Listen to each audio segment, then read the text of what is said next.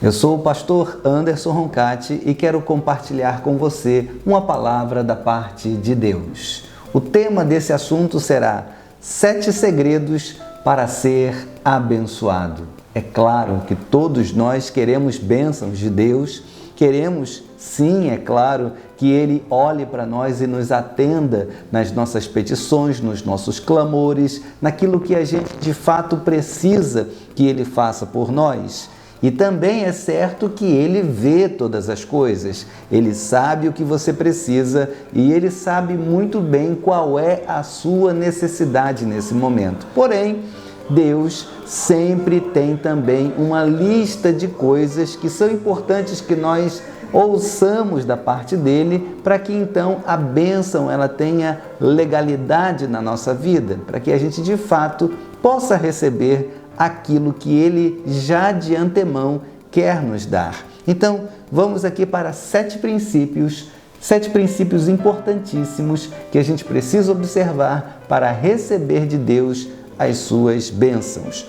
O texto de base dessa mensagem vai ser de Jeremias, capítulo 29, versículo 11, que diz o seguinte: porque eu bem sei os pensamentos que penso de vós, diz o Senhor, pensamentos de paz e não de mal, para vos dar o fim que esperais. Veja como essa palavra, narrada por Jeremias, profeticamente indo até o seu coração nesse momento, ela fala de uma verdade absoluta. Deus tem interesse em te abençoar. Deus tem interesse em atender às suas necessidades. E Ele bem sabe disso a todo momento.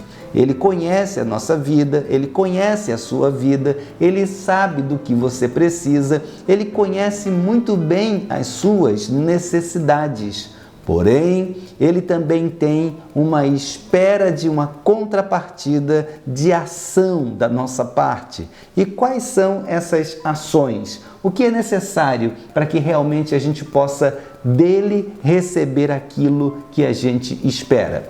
O primeiro assunto vem da humildade.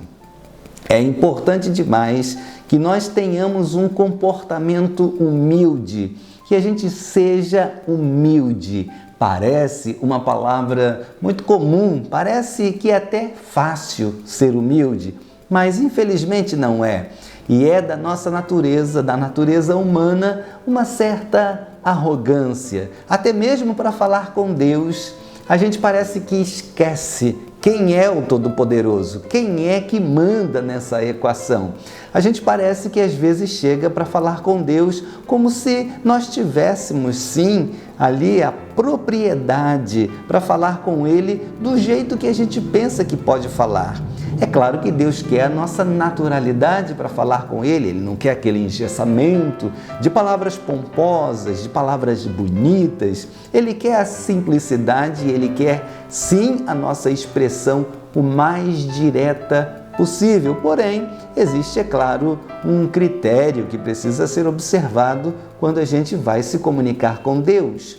Não esquecer que Ele é o Senhor e nós, seres humanos, imagem e semelhança sua, somos parte daquilo que Ele tem para fazer nessa terra e nós somos muito pequenos diante da sua grandeza absoluta. Então, muito cuidado quando você estiver falando com Deus e pensar que pode dar ordens a Deus. Deus não recebe ordens de ninguém. Ele é o Supremo. Para você ter ideia, Deus, nesse momento, está olhando para a sua necessidade, conhecendo exatamente tudo que se passa no seu coração e na sua mente enquanto você escuta essa mensagem, enquanto você assiste essa mensagem. E, ao mesmo tempo, Ele está também observando todos os demais moradores da terra, quer sejam servos dele, quer não sejam, quer busquem a santidade, quer não busquem. Ele está contemplando todos instantaneamente. Todos estão debaixo do olhar de Deus e Ele sim tem o domínio de todas as coisas. O inimigo, ele não tem nenhum poder que não seja antes outorgado ou liberado por Deus. Então, tenha muita certeza de que para falar com Deus você precisa reconhecer o seu estado, que você de fato é muito pequeno nessa equação e que precisa sim de humildade. Olha o texto de João, capítulo 13, versículos 3 a 5. Olha o que Jesus fez para nos dar exemplo. Jesus sempre deu excelentes exemplos, é claro, ele veio para isso, mas às vezes a gente não consegue captar esses bons exemplos. Vem comigo e a gente vai ler aqui João, capítulo 13, versículos 3 a 5. Diz o seguinte: Jesus, sabendo que o Pai tinha depositado nas suas mãos todas as coisas e que havia saído de Deus e que ia para Deus, levantou-se da ceia, tirou as vestes e, tomando uma toalha, cingiu-se. Depois, pôs água numa bacia e começou a lavar os pés aos discípulos e a enxugá-los com a toalha que estava cingido. Veja que exemplo maravilhoso! Ele, Jesus, sabia que tinha vindo do Pai, ou seja, ele sabia bem a sua natureza, que não era terrena e limitada como a nossa. Ele sabia que estava voltando para o Pai, sabia que estava deixando essa terra de limitações e do contexto humano que ele viveu. E também sabia que o Pai já havia entregue nas mãos dele todas as coisas. Ele sabia do senhorio que ele tinha, ele sabia do domínio e do poder. Mas mesmo assim, não obstante a tudo isso, qual é a ação dele? Ele pega uma toalha, pega uma bacia de água e vai lavar os pés dos discípulos. Isso é uma lição brilhante, porque mesmo ele reconhecendo tudo o que era, mesmo assim se fez simples e humilde, como de fato sempre o foi. E às vezes, para nós humanos, réis mortais, tão limitados e pequenos, ainda achamos que somos muita coisa. Isso é sim um grande obstáculo para você receber dele aquilo que você espera receber. Humildade, princípio fundamental para quem quer ser abençoado. O segundo princípio é não querer ser o centro das atenções. Sim, é tipo aquele exemplo daquela ave pomposa e magnífica que é o pavão. O pavão, ele quando se percebe observado, ele logo se posiciona e abre aquelas lindas plumas para poder chamar a atenção daqueles que o estão vendo. Bom, nós não precisamos disso, precisamos de nos concentrar em quem somos, apenas nisso, e reconhecendo as nossas limitações, caminhar na direção certa para agradar o coração daquele que está nos vendo, o Deus Todo-Poderoso. Olha as palavras do rei Davi. E entendeu Davi que o Senhor o confirmava rei sobre Israel e que o exaltava por amor ao seu povo. Olha que coisa incrível! Davi, o grande rei Davi, uma pessoa que esteve acima da média em vários aspectos, ele, ao invés de perceber, de entender que ele era o cara, que ele era o bonzão, que Deus o olhou e viu porque ele era uma pessoa destacada, ele entendeu o contrário, que Deus o abençoou e o confirmou como rei de Israel, não por ele exatamente, mas por Israel, o seu povo. Quando você sai desse eixo das atenções, quando você deixa de se ver como sendo o grande merecedor, porque você, de repente, ora mais, porque você é mais justo do que o próximo, porque você é uma pessoa mais caridosa, porque você entende melhor a Bíblia, porque você é da igreja, ou porque você, pelo menos, compreende bem as coisas de Deus, isso, infelizmente, se torna um obstáculo para você ser abençoado, porque as bênçãos, elas vêm de Deus e Deus conhece todas as coisas. O terceiro princípio é reconhecer que todo saber vem de Deus. Sim, na nossa limitação, nosso grau de entendimento e percepção da vida é muitíssimo limitado, como você bem sabe. Como a palavra mesmo que eu acabei de dizer, nós somos muito limitados. Porém, devemos saber que tudo que a gente precisa e tudo que a gente se torna, de fato, vem de Deus. Vem dele essa graça para você ser quem é. Vem dele essa graça para você ter o entendimento que você tem. Vem dele a graça da revelação que te dá realmente o entendimento necessário para você ser bem-sucedido na vida.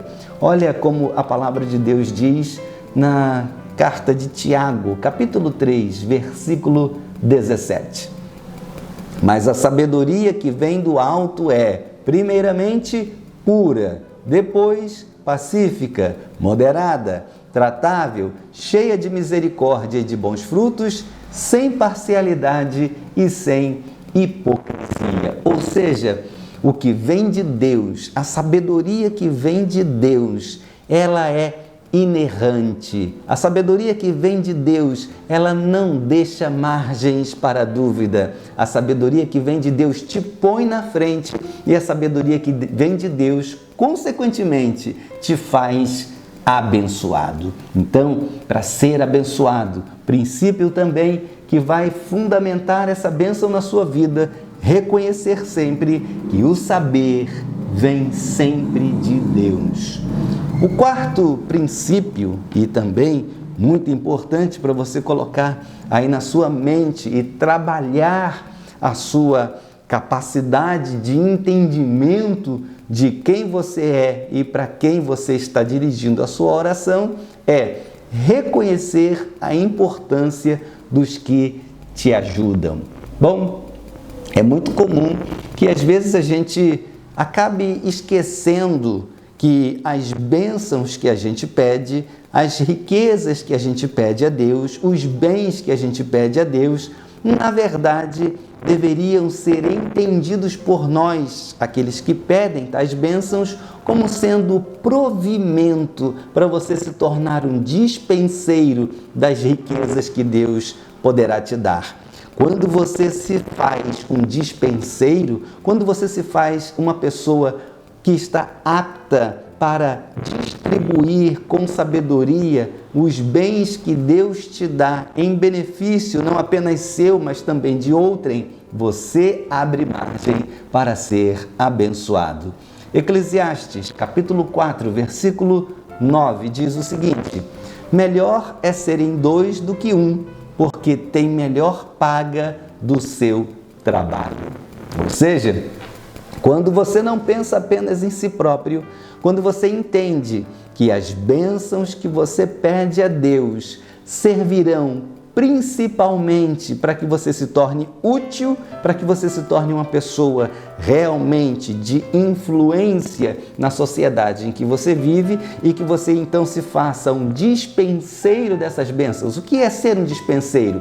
É aquele que tem a chave da despensa. Quem abastece a despensa? É Deus? É você? Você está pedindo a Deus a bênção. Essa bênção é o conteúdo da despensa. Então, quando você se faz um dispenseiro, você se faz então aquele que é o garantidor daqueles que estão em sua volta, para você, com sabedoria, distribuir a bênção para os outros no tempo certo. Então, se você é um canal de distribuição aqui na Terra, Deus te abastece para que isso possa acontecer. Afinal de contas, Ele tem cuidado com os seus e às vezes é através de você que Ele quer atingir a vida daquele que está ao seu lado. Pense nisso, é um princípio fundamental para ser abençoado. O quinto princípio, e muitíssimo importante também, é gratidão. Bom, a bênção, ela deve ser uma recorrência, não um episódio na nossa vida. Quando a gente entende a bênção como uma recorrência, a gente compreende a ideia da bênção como sendo algo que acontece hoje e acontecerá também amanhã, e depois de amanhã, e assim sucessivamente. Quem quer ser abençoado não quer ser abençoado apenas hoje. Quem quer ser abençoado e é inteligente para compreender a dinâmica de Deus, quer ser abençoado sempre. Qual é então a ferramenta para você continuar sendo abençoado? Exercer gratidão. Deus não fica nada satisfeito com aquela pessoa que não reconhece o bem recebido. Isso é terrível, nem você gosta disso. Quando você faz alguma coisa por seu amigo, sua amiga, por seu companheiro, companheira, por seu cônjuge, por seus filhos, e não há um devido reconhecimento, isso com certeza te entristece. E você é humano, você também é falho como os que você ajuda. Agora, pensa em Deus, que conhece os corações, sonda os pensamentos e entende todas as manifestações íntimas da nossa personalidade. Gratidão é uma grande ferramenta para Deus continuar te abençoando. Salmos, capítulo 103, versículo 2, diz o seguinte: bendize, ó minha alma, ao Senhor, e não te esqueças de nenhum dos seus benefícios. Bendize, ó minha alma. Bendize, ó minha alma. Está dizendo, minha alma, eu aqui, seja grato ao Senhor pelo benefício que Ele me faz. Seja grato, é um autoconselho. Você deve se dar esse conselho a todo momento.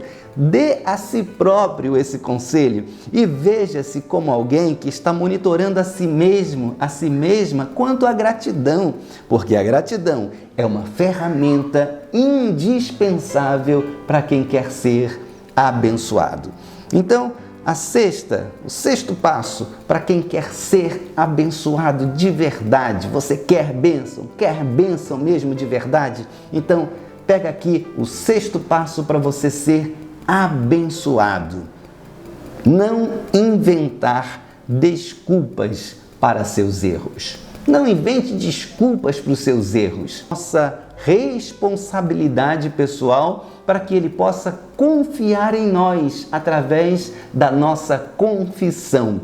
Se você tenta inventar desculpas para os seus erros, principalmente, imagine, para Deus, quem é que pode justificar-se diante dele e sair ileso?